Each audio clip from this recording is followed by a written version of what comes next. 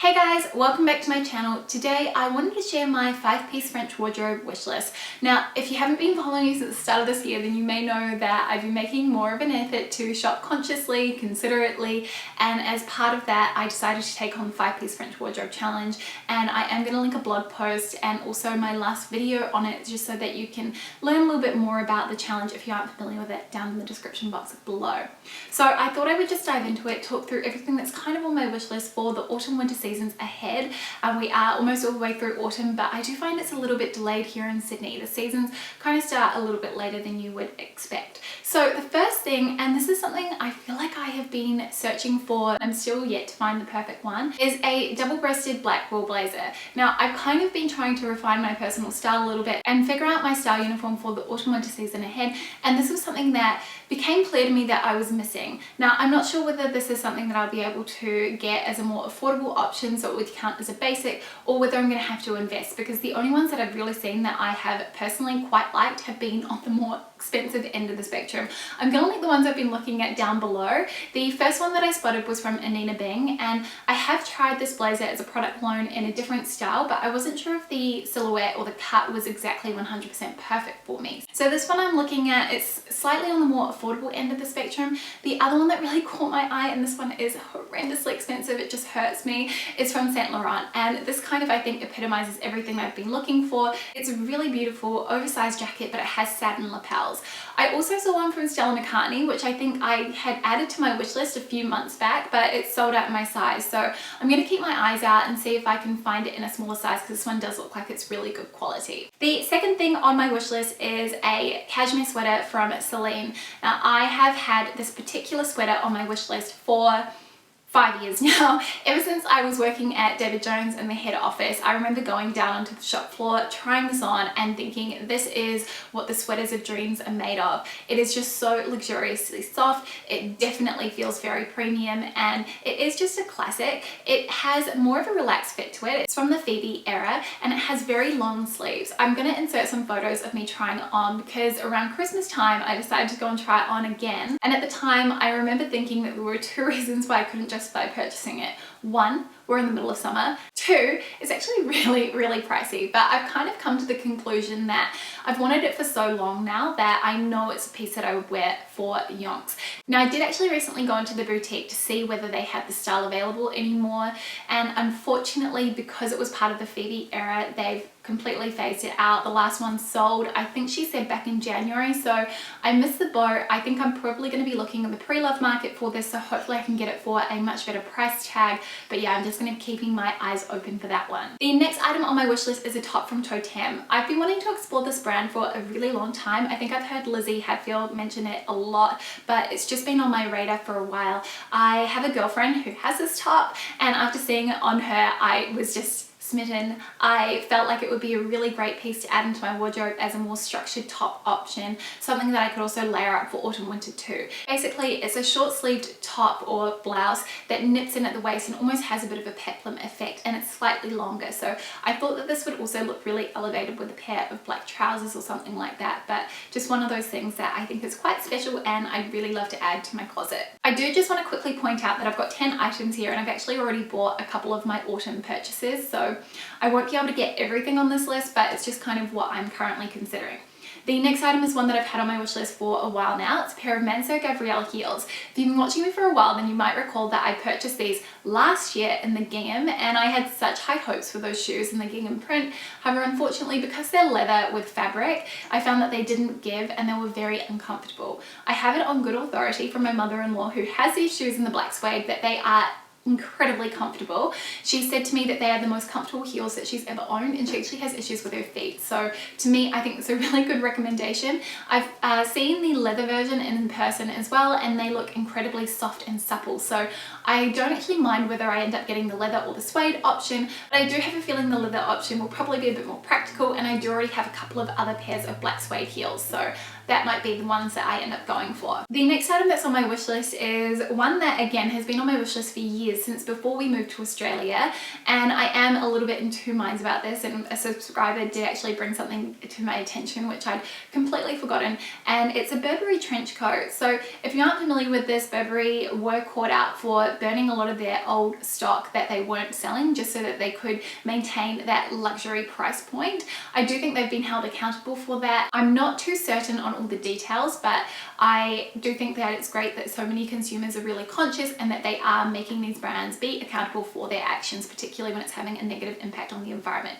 Now, with all that being said, I think it's very much worth noting that Burberry is, I guess, one of the original trench coat brands, and they're absolute classics, the kind of trench coat that you would have for years.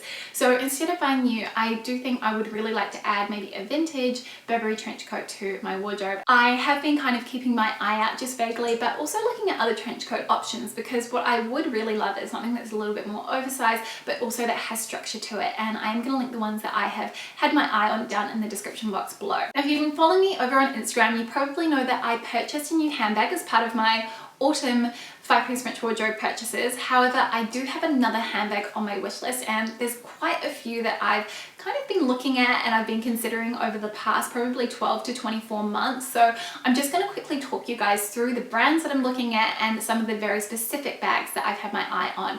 So the first one, and this is probably the one that I think might be the most likely option, is the Givenchy GV3 bag. What really drew me to this bag is the fact that it's leather and it's suede, so there's that contrasting material which I really like. I think the logo is relatively discreet. It's not in your face, it's just on the buckle closure, and I really love that chain strap detail. I think that that's really special and a little bit different, something you don't see on other bags. It also comes in a quilted material, which I thought was really cool and adds a little bit more of texture to the bag. I've also been considering getting a Loewe puzzle bag. One of my girlfriends has this bag and she rates it. She says it is amazing. I've heard only good things about it. However, I know if I get one, I don't want to get one of the brand new ones because they don't have the feet on the bottom, and that to me is something that I think is really handy to have in case you end up putting your bag on the ground. If I got one, I'd probably want to get it in the tan or black, or I have actually seen on eBay a bright red one, so that's another kind of consideration, especially because I feel like that would be a great way to add a pop of color to my very neutral wardrobe. The other brands that I'm kind of looking at from a bag perspective is Chloe. I really like their Roy bucket bag and the Tess bag, and I also quite like the new bag that they've come out with. I'm not sure the name of it, but it's got the new C logo on it. I actually think that that's really nice. I've also been looking at Saint Laurent. There's a mock croc leather bag that I saw that I really love. However, considering that the Oroton bag I purchased is in a mock croc leather, I don't really think I can justify having both of them, but I am going to put a picture of it here just so that you can see the one that I mean. And then finally, I'm also looking into old Celine bags. So I would love to get a Celine box bag. It's been on my wish list for years. I remember checking it out when I was in the Celine boutique with Luke 7 years ago now, and I mean that would be a dream to have. But also there's a few other ones like the Tarte Cabas tote I think is lovely, the So tote, there's just a few, but I mean, like I said, I'm not too set on any particular one. I'm just kind of considering them, and I think eventually maybe towards the tail end of winter, or if I can get something on sale, I might end up splurging then. I feel like this next item I've mentioned quite a few times on my channel, but it is the Realization Part leopard cheetah print skirt. I bought a dupe for this last year, around September I think it was, and it's turned out to be one of the items in my wardrobe that I've really loved wearing, and I wasn't really sure if it was going to be a piece that would stand the test of time in my closet, and I know that it might be a little bit overdone. However, I personally think that leopard print is a neutral. It's something that comes back every single season, and I would really like to add this to my closet. I haven't actually bought the YSL or Saint Laurent New Kid slides, so I am thinking about potentially getting this as my final summer purchase. I'm not 100% certain on that yet, but it is something I've been thinking about. I just really need to bite the bullet and do it. The exchange rate is dreadful at the moment though, so it's kind of killing me thinking about it. Next, I've also been looking at some new boots. I don't really need any, but I would like some that come a little bit higher up my leg. And I've been looking at two brands. So the first one is Dear Francis, and I have owned shoes from the brand before and they are really comfortable. I would really love to potentially get a pair of her Spirit boots. I know that these look incredibly chic when worn with straight leg jeans, which is sort of how I envision wearing them, or with longer skirts. I've also been looking at By Far as well, which is a brand that I've tried on some of their shoes before. Very comfortable. Again, love the designs. They're a little bit unique and unusual and a bit more different, and the quality of them is just exquisite. And I guess a little bit in the same vein as the first item that I mentioned, I would love to get some really nice tailored wool trousers. I'm looking for something that is high-waisted, that gives me a little bit of room around my hips, which is my widest part because I'm more of a pear shape, and then that is tapered at the ankle and slightly cropped. If they're longer, that's fine because I can get them tailored myself. This is something I've had on my wish list for a while. I used to have a pair from Karen Walker which were fab, however I sold them for some reason. I think they just attracted cat hair, so I'm quite picky about it because I want ones that are slightly low maintenance, but this has definitely been on my wish list for a while. I want a few colors. I'd love to get a black pair just so that I can upgrade my Uniqlo trousers, which I think are fab. I'm gonna link those down below actually if you guys aren't familiar with them.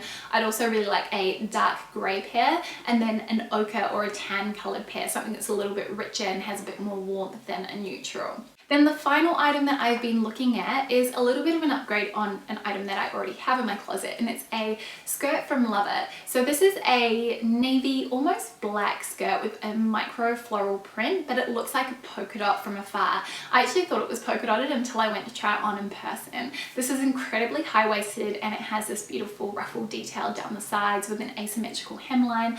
I thought that this was just divine, and I was kind of torn between this and actually another skirt that I tried on from Lover, which was more of a trench style in a leopard print. I'm going to insert some photos of me wearing these skirts on screen. I think it's really the navy, the dark inky navy colored one is the one which I really would buy as a priority or as preference, but I just think that this would be a nice upgrade to my Topshop spot skirt, which I really like, but I feel as though the asymmetrical hemline of the Lover one is just slightly nicer and it has more of a premium feel to it. So that is what is currently on my wish list for autumn winter. I hope that you guys enjoyed this video, and I'd love to know whether you would like to see more wish list videos like this in future, kind of getting an idea or a glimpse into what I'm planning adding to my wardrobe. Obviously these things are always subject to change, and there are generally always new bright and shiny things that pop along, so I may not actually be able to get my hands on all of these items, but we'll see what I can tick off for the season ahead. Thank you guys so much for watching, and I hope that you've been enjoying Everyday May. I am really loving sharing videos with you guys so much more frequently than usual, and so I really hope that you guys are getting a lot of value out of it. I will see you tomorrow with a brand new video. See you then. Bye!